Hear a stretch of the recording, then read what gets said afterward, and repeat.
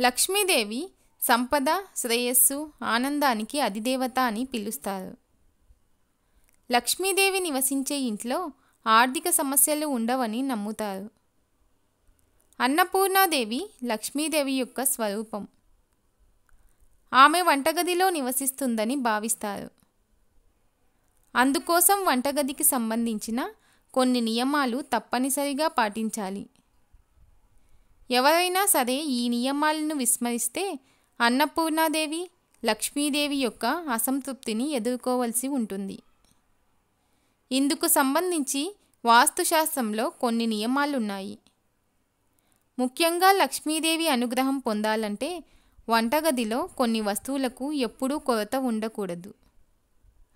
అవి పూర్తయ్యేలోపు నింపాలి. ఎందుకంటే వంటగదిలో ఈ వస్తువులు అయిపోతే లక్ష్మీదేవికి కోపం వస్తుంది. వంటగదిలో ఏ వస్తువులు ఎప్పుడూ నిండుగా ఉండాలో తెలుసుకుందాం. బియ్యం. వంటగదిలో బియ్యం ఉండటం సర్వసాధారణం. మన ప్రధాన ఆహారం అన్నం. అయితే ఎన్నడూ బియ్యం పాత్ర ఖాళీగా ఉంచరాదు. బియ్యం అయిపోయి ఖాళీ అవుతుంటే వెంటనే మళ్ళీ బియ్యంతో ఆ పాత్రను నింపాలి. బియ్యం పాత్ర ఖాళీగా ఉంటే శుక్రదోషం కలుగుతుంది. డబ్బు సంబంధిత సమస్యలను కూడా ఎదుర్కోవలసి ఉంటుంది. పిండి.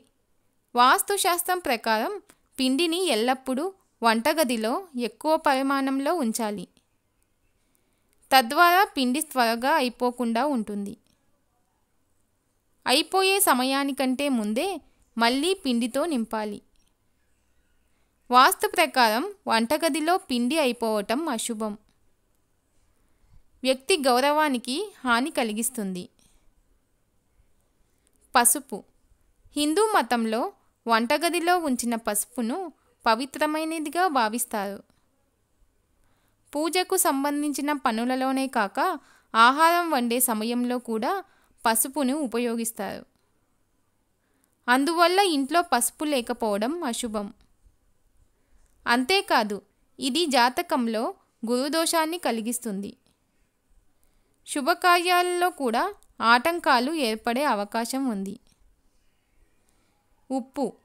వాస్తుశాస్త్రం ప్రకారం వంటగదిలోని ఉప్పును పెట్టే పాత్ర ఎప్పుడూ పూర్తిగా ఖాళీగా ఉండకూడదు. అది ఖాళీ అయ్యేలోపు మళ్ళీ నింపాలి. ఉప్పు కొరత ఏర్పడితే ఆ ఇంట్లో నెగటివ్ ఎనర్జీ వచ్చి వాస్తు దోషాలు కలుగుతాయి.